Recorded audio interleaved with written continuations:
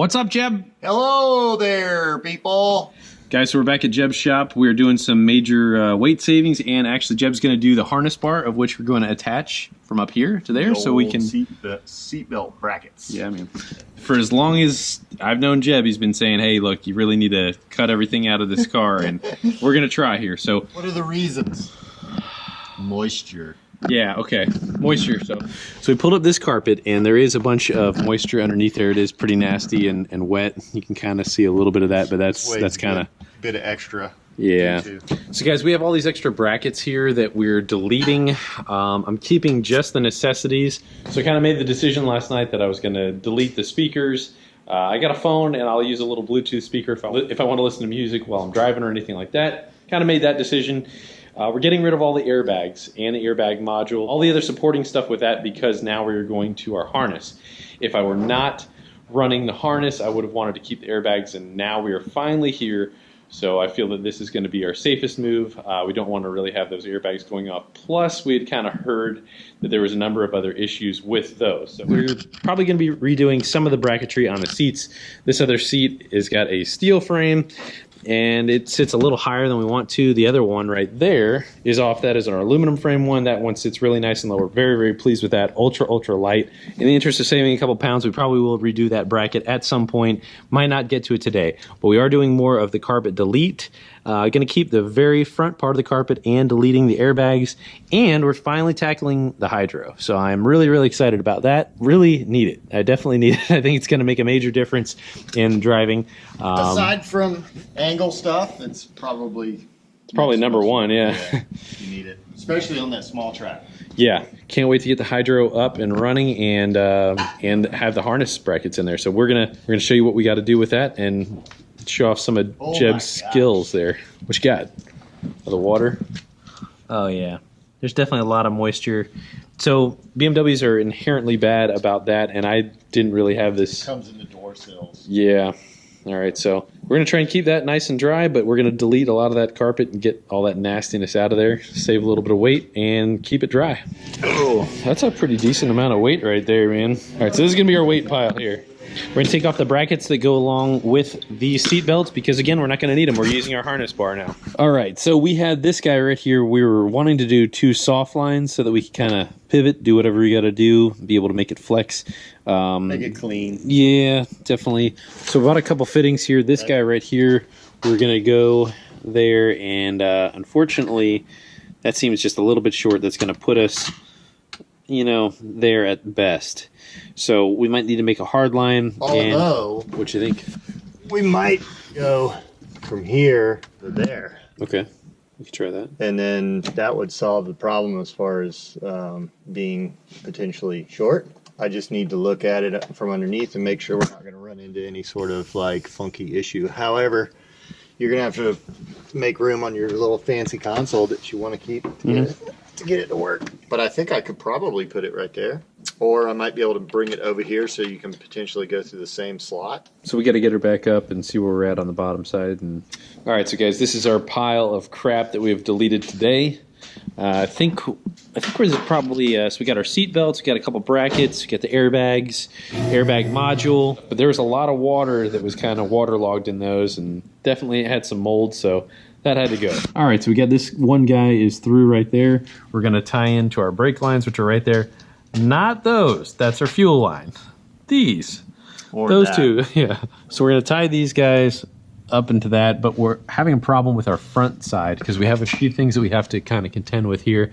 So we're going to try and find out where we can kind of break through there and see what is going to be the... Right here. Yeah, so we got certain things we got to kind of move around. So we're going to figure that out in just a minute. So when I got these seats, we didn't have an adjustment there, and Jeb just fashioned himself up a quick little doohickey, and this is going to make it the seat slide. Yeah, man. So this is just a spring-loaded deal.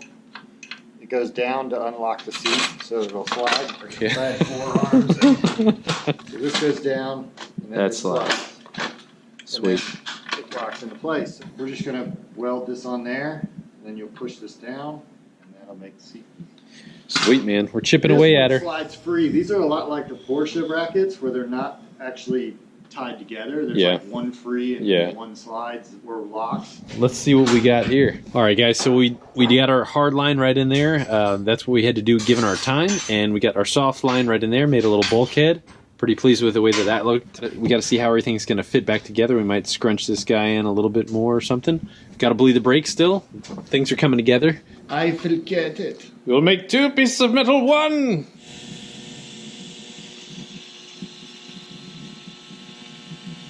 So Jeb did some major tweaking on the seat mount.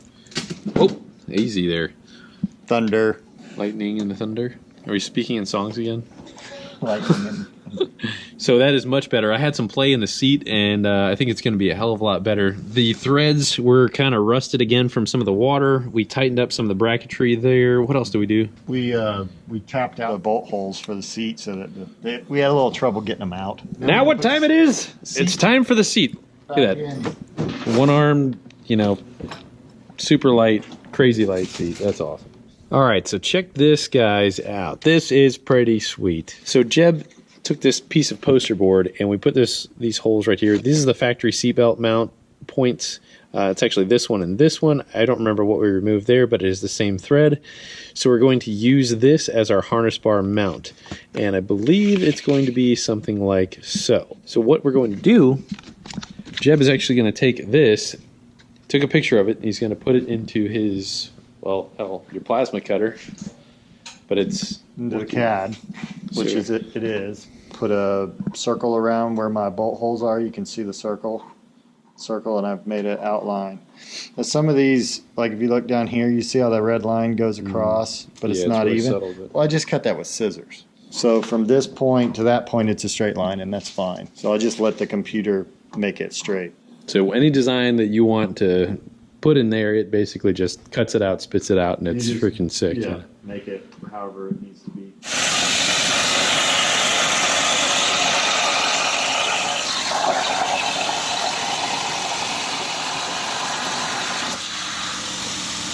You want a bracket? You got a bracket. Looks like a pretty nice piece. Spit it out. Boom. Not bad. Let's see if it fits. We're gonna have to bend it first. Okay, so you're gonna have a break there. And you can see the size. Yeah, heck yeah, that's freaking sweet, man. I mean, it's a little bit, tiny bit undersized. But Oh, we're gonna be just fine. I gotta feel it. I feel like that's just fine. And you said the brakes were gonna be like right where those are? Right where those bends are. Guys, if you ever get a chance, check out Jet Tools. They did a video of Jeb under Jet Masters, and it is an awesome video. You get to kind of see the shop. It was really, really a great video on the shop, on where he came from, what he did, and what he does, and it's really, really, really well put together. Kind of makes my videos look like crap, but yeah. It's pretty awesome. That looks freaking awesome. I mean, it's pretty... Not bad for a piece of poster board. Oh, yeah. That's the easiest way I've found to be able to do that. And I've told people that. They'll be like, hey, could you cut a piece for me or something? And I'll be like, well, bring me it in poster board. They'll bring me a piece in cardboard. And the problem with that is the thickness. Yeah. Like when you take a picture of it, it needs to be... Poster board, not cardboard. So you know the angles you're going to go for, huh? Those can be pretty sassy. I figured it all out on paper. Cardboard, to be exact, huh? Cardboard. So check this out. This is, I guess, you would call this, what, a cardboard jig, in a way? Yeah. It just is sort of a reference to where my pieces are going to end up. Piece of tube will actually go up past this. So the entire tube will be on this side of this corner. Gotcha. So this line represents the center of the tube. See, if I were like bending something, I would probably have messed up so many different times trying to understand It's where the kinda- radius it can is. be Yeah. confusing. And I actually use the die that I'm bending with. Mhm. And I can draw on that die using the center of the tube. So Okay. that's why I do it this way. Watch this happen.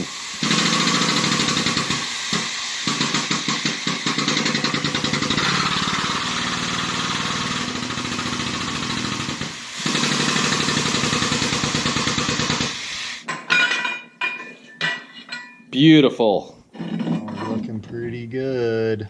There's so many different little toys and things I'd love to make and all that with, being able to do what you do. It's like, I can't even think of anything right now, but I know it would be a bunch of freaking cool stuff. Well, that's why I have all these things, because I was like, I want to make some freaking cool stuff. I want to make some stuff. Guys, it took a lot of work just to get this darn crap to fit in there right, but I'm glad I did. It was a lot of extra work. I'm really happy with it. So we got the carpet in the front. It kind of looks somewhat business-esque, I guess. And then it's in the back. We got the carpets all stripped out. Nothing's in here. So we're going with like the mullet idea. It's business in the front, party in the back. But pretty much all the unnecessary stuff is gone. So we've really kind of taken it down to the minimalistic stuff. The seats are going to be really comfortable. You know, I am stripping down a lot of stuff that some people wouldn't necessarily be willing to, but I'm really kind of pushing the edge or pushing the limits of what you would want to do on necessarily a daily driver. But I really am happy with the way that everything is going so far. So it kind of looks, you know, very decent up front still. And in the back, you know, we've got the very minimalistic stuff. So I'm pretty happy with it. All right, let's get this straight. This might not be the most beautiful car. I know that. She's a beater. But I will tell you that there are certain things that are absolutely remarkable things of beauty. And that is right there. Those are freaking hot. Love the shifter. I've really enjoyed it. Check out Cutworm Specialties Inc. Check them out on Instagram. And that handbrake, that is sickness. I love the industrial, all business look. And it works out really good, man. I can't wait to try this thing out on the street. We just got to bleed it, and it is ready to go. But that shifter is freaking sick. So if you guys are asking, we have a link in the description. So check it out, Cutworm Specialties Inc. He has a bunch of other stuff, too. Let's go over there real quick, and we'll look at some of the other things. He makes these spiked lug nuts. Jeb, how long have you been making those? Years. Guys, this custom fabricated stuff, I'd shown you this on a quick little blurb before. I said 3-pound seats. Yeah, that's probably a 3-pound seat. I think that's ridiculous, though.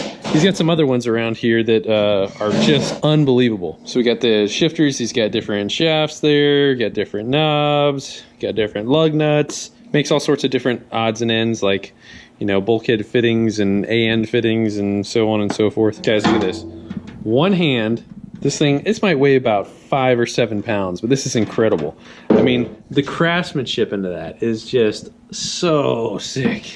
They're actually pretty comfortable. But You should donate them to Fasterproms charity racing fund. the racing fun? Yeah. I was thinking about making some like stools out of them. Oh, dude, that is just ridiculous. right here. Yeah, that is narrow, and you're built pretty thin too, and that's ridiculous. So tell me real quick here about the 240, like the power steering deal or whatever. 240SX. Okay, so yeah, Nissan S13, S14, 240SX power steering rack. so attention all you drifter guys here. Yeah, anybody that needs the 240SX, these are the fittings that go into the power steering rack for a S chassis. I think the 350Z might use the same fittings. I can't completely be 100% on that, but basically I made these because I needed them and I sell them. The difference between these and what you'll like find on the regular market is these are 17 mil hex for one. They're not an AN hex. Okay. And then these won't bottom out on the housing before sealing on the O-ring. That's what the problem was, is that, okay, so Jeb made me aware some time ago that basically there was nothing on the market that didn't weep power steering fluid or something like that. There was like some fittings that they were like, these are the ones you use, and you just got to cram it in there and hope it doesn't leak. I've had a bunch of drifter guys. Some of the guys on the Formula D circuit have bought these for me, and I haven't had anybody say they didn't work. So I've got them on my drift car, on Jawbreaker. All right, so one avenue that we may explore a little bit later is ditching the power steering pump and going with an electric pump. That is something that I was considering. And so you were saying this is a fitting to adapt to a I made that for somebody else. Okay. It was like my design was on half, his design was on the other half, and so I made the two and made them work. So for a Mini Cooper power or electric power steering pump to a Dash 6 then. Yeah, because there's the fitting that the hose that is on there is like this metal bracket with a tab welded on it, and there's like nothing you can do with it. Well, that might be something that we're going to check out in the future, and that is a very inexpensive power steering pump. Yeah, I think you can get a brand new for less than $200. Coming in Like a bolt of lightning. No, Jeb, we have to talk in song. So you came in like a wrecking ball. I came in like a wrecking ball. You totally missed a good opportunity right there. Completely missed it. Holding. How's that? I'm on the edge, and I'm on the edge. All right, you gonna hold that, or am I? All right. You are. Oh boy. All right. You got it? I reckon. I'm gonna burn you. Just kidding. Oh, you let go. If you feel you need to. I didn't get burned. We have to bleed the brakes, and that includes bleeding the hydro, so we're just bleeding the rears. What we did is this is an inline system, so what we're doing is we cut in between the back brakes, and then basically went from the rear brakes, kind of tied that together, went up to the hydro, and then back. So what that's doing is that's almost just acting like another pedal, and we're just manually activating it by hand. And so now we got to do the brakes in just a little bit. Some of that Motul RBF 600. Heck yeah. Can't wait to get the upgraded brakes. I just got to work on my driver mod here on doing this drifting thing. So this is a daily process. I'm learning. I'm spending money on tires, and we are definitely making little bits of progress here and there. So in part of why I was wearing out tires was that my camber was set to max, and we were about a little over 2 degrees, and that was just killing the inside of the tires.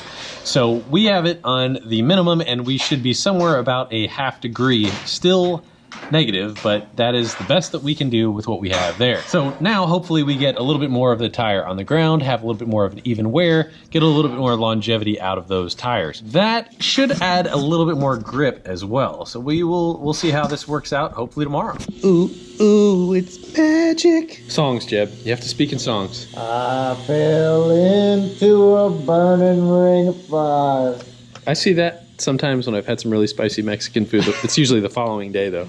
I try to stay away from that. Well, we bled it and everything is absolutely nice and tight. As I hit the brake right there, that actually pulls against that because these are tied together.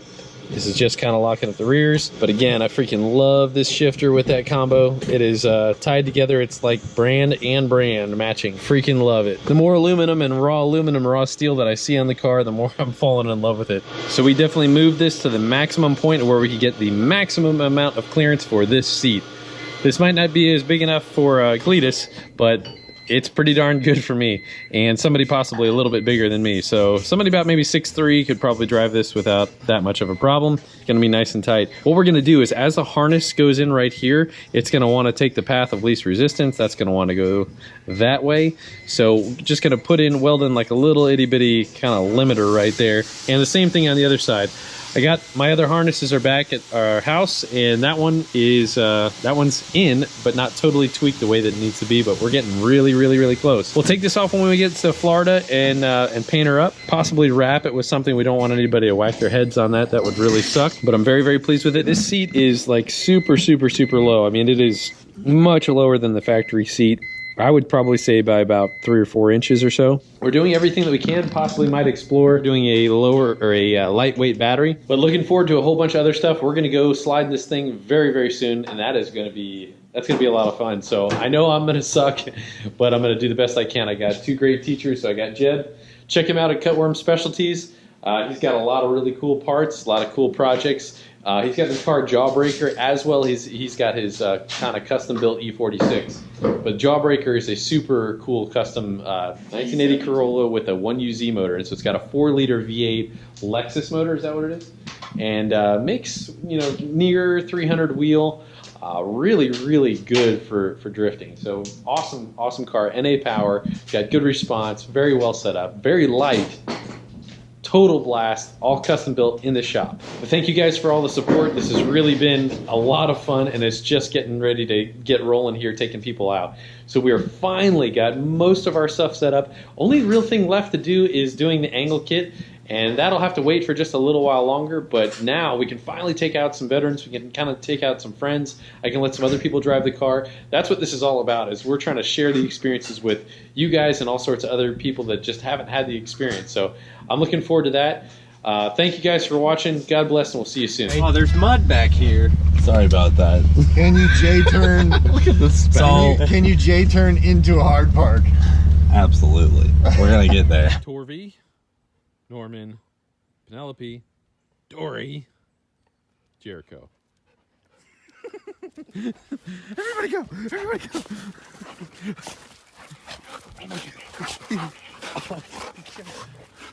I can't like do anything. Penelope's like, ow! She bit me.